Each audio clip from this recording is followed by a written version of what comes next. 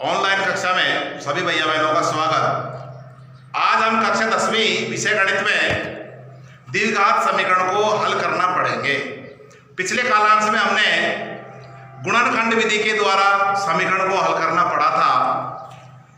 दूसरी विधि आती है पूर्ण वर्ग बना करके समीकरण को हल करना, और एक तीसरी विधि और है द्विघाती सूत्र के द्वारा समीकरण को हल करना। तो हमने द्विघात समीकरण को हल करने की एक विधि गुणनखंड विधि पढ़ ली थी। गुणनखंड विधि में क्या होता था कि त्रिपद के 4 पद बना करके समीकरण को हल करना। आज हम पूर्ण वर्ग बना करके द्विघात समीकरण को हल करेंगे। तो पूर्ण वर्ग बना करके द्विघात समीकरण हल कैसे होती है, पहले उसका सिस्टम समझ आना चाहिए। मैं यही कहता हूं, जो भी हम सवाल करते हैं तो उसका सिस्टम यदि हमें पता है, उसमें कौन सा सूत्र लगेगा, सवाल कैसे हल होगा, उसका तरीका क्या है, यदि ये हमें पता हो तो समीकरण तो आसानी से हल हो जाएगी, प्रश्न आसानी से हल हो जाएगा। तो हमें पूर्ण वर्ग बना करके द्विघात समीकरण को कैसे हल करेंगे, इसके लिए कुछ स्टेप तय है कि पहला स्टेप है समीकरण को सरल करना।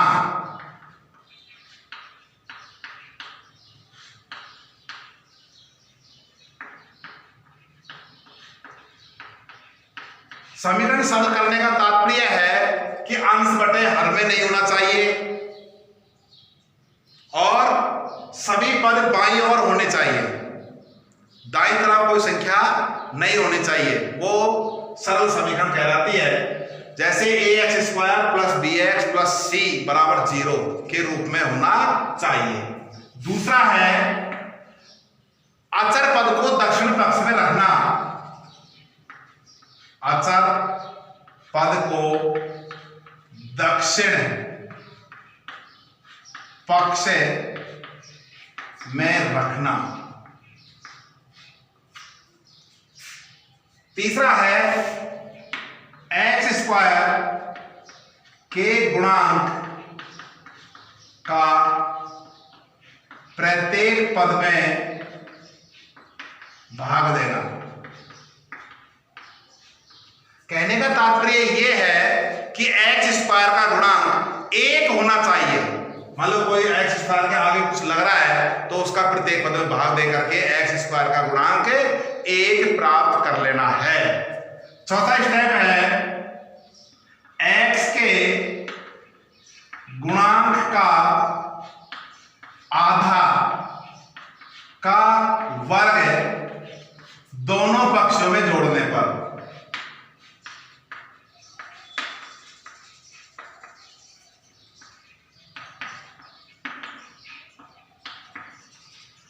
x के गुणांक का आधा का वर्ग दोनों पक्षों में जोड़ने पर। अगला स्टेप है दोनों पक्ष से पूर्ण वर्ग बन जाएंगे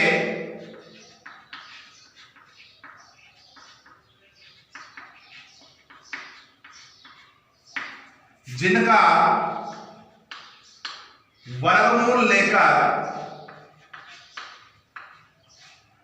चर राशि x का मान ज्ञात कर लेंगे। यह है पूर्ण वर्ग बना करके द्विघात समीकरण करने का तरीका। उसका सिस्टम क्या है कि द्विघात समीकरण पूर्ण वर्ग बना करके कैसे हल होगी, उसके लिए पहले समीकरण को सरल करेंगे। सरल करने से तात्पर्य है कि अंश बटे हर में कोई भी पद नहीं होना चाहिए, कोई भी अचर पद नहीं होना चाहिए, या चर राशि भी नहीं होनी चाहिए। दूसरा है अचर पद को दक्षिण पक्ष में रखना। अचर जो पक्ष है, गणित की जो संख्या है, उसको दक्षिण पक्ष में रखना। तीसरा है x² के गुणांक का प्रत्येक पद में भाग देना। x² का गुणांक 1 ही होना चाहिए। यदि यहां कोई अंक है तो उसका प्रत्येक पद में भाग दे देना चाहिए। चौथा स्टेप आता है x के गुणांक का आधा का वर्ग दोनों पक्षों में जोड़ने पर, x के गुणांक का आधा दोनों पक्षों में जोड़ने पर, उसके बाद दोनों पक्ष से पूर्ण वर्ग बन जाएंगे जिनका वर्गमूल लेकर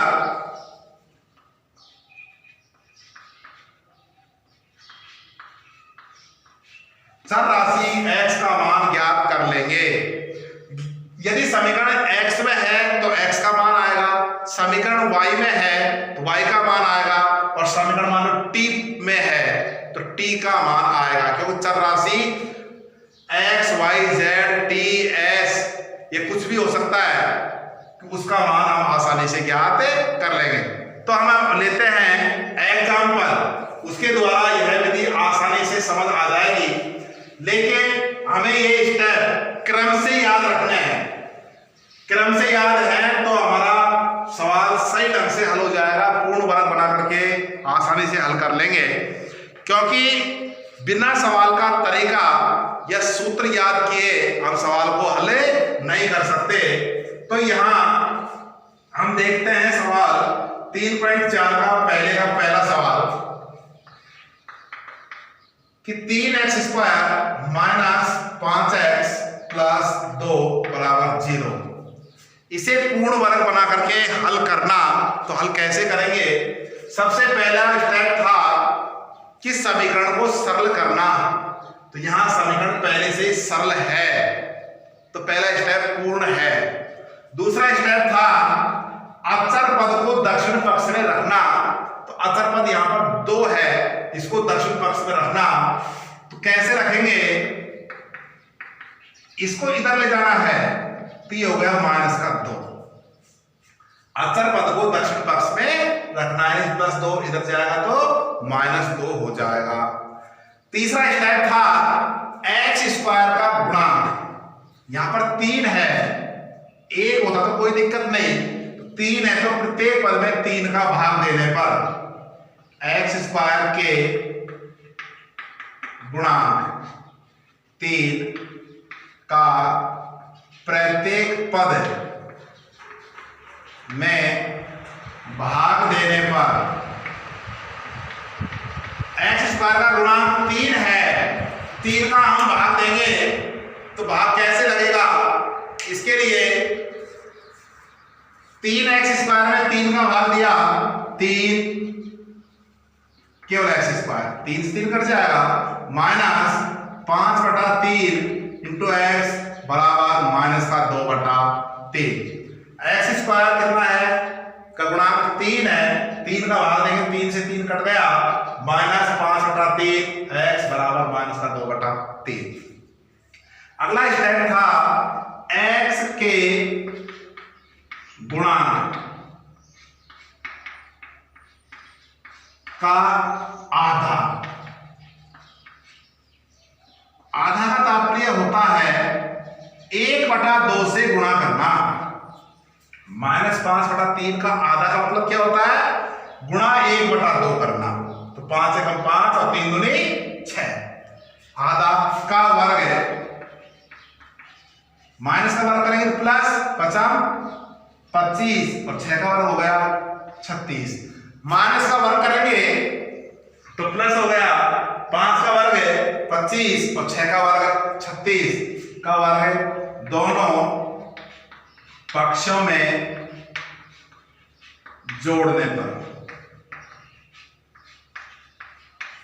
x के गुणांक का आधा का वर्ग दोनों पक्षों में जोड़ने पर, ये x square minus 5/3x plus 25/36 बराबर माइनस का 2/3 प्लस 25/36।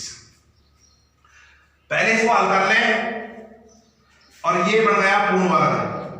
x स्क्वायर का वर्गमूल x, ये चिन्ह, इसका वर्गमूल 5/6 का होल स्क्वायर। कैसे? इसका वर्गमूल x, ये माइनस और इसका वर्गमूल 5/6 का स्क्वायर बराबर 36 लेस है, 36 में 3 का भाग दिया 12 को माइनस 2 से 12 24 प्लस 36 का भाग दिया एक बार, 1 को 25 से गुणा किया 25 में 24 गया, 1/36 और ये है x माइनस 5/6 का होल स्क्वायर। एक बार और, ये कहां से आया, इसके लिए ये सरल समीकरण का उपयोग किया है a square minus 2ab plus b square. ये पूर्ण वर्ग है, a square minus 2ab plus b square के रूप में है, तो हम इसको लिखते हैं इसका वर्गमूल a, ये चिन्ह माइनस और इसका वर्गमूल b का होल स्क्वायर। तो ये एक सरल समीकरण थी, a square minus 2ab plus b square को हम लिख सकते हैं a माइनस b का होल स्क्वायर। तो वहां इसी के अनुसार यहां पर चले, इसका वर्गमूल a माइनस और इसका वर्गमूल b और का होल स्क्वायर। वही काम यहां किया है, x स्क्वायर का x, ये चिन्ह प्लस का है तो प्लस और माइनस है तो माइनस, और इसका वर्गमूल का होल स्क्वायर। अब ये दोनों पक्षों को क्या कर देंगे, वर्गमूल ले लेंगे। वर्गमूल लेने पर, वर्गमूल लेकर के चर राशि का मान प्राप्त किया जाता है। ये 5वां स्टेप था। तो चर राशि का मान प्राप्त कैसे होगा, इसके लिए हम देखते हैं, वर्गमूल लेंगे तो x माइनस 5/6 बराबर प्लस माइनस 1 का वर्गमूल 1 और 36 का 6। वर्गमूल लेंगे क्योंकि x स्क्वायर था तो x के दो मान ज्ञात होंगे, तो इसलिए x माइनस 5/6, 1 प्लस और माइनस में 2 और 1/6। इसको पक्षांतर करेंगे, x बराबर 5/6 प्लस माइनस 1/6। इसका हम लैसे लेंगे तो 6, 5 प्लस माइनस 1 और प्लस में 5 प्लस 1/6 और 5 माइनस 1/6। इसको हम आगे हल करेंगे, तो हल करने के लिए x बराबर 6/6 और ये 4/6 काट लेंगे, 1 और ये हो गया 2/3। तो यहाँ x के हमें दो मान प्राप्त होते हैं, x बराबर 1 और x बराबर 2/3। तो इस प्रकार से हमारा द्विघात समीकरण हल होगी। यह पूर्ण वर्ग बनाने की विधि है।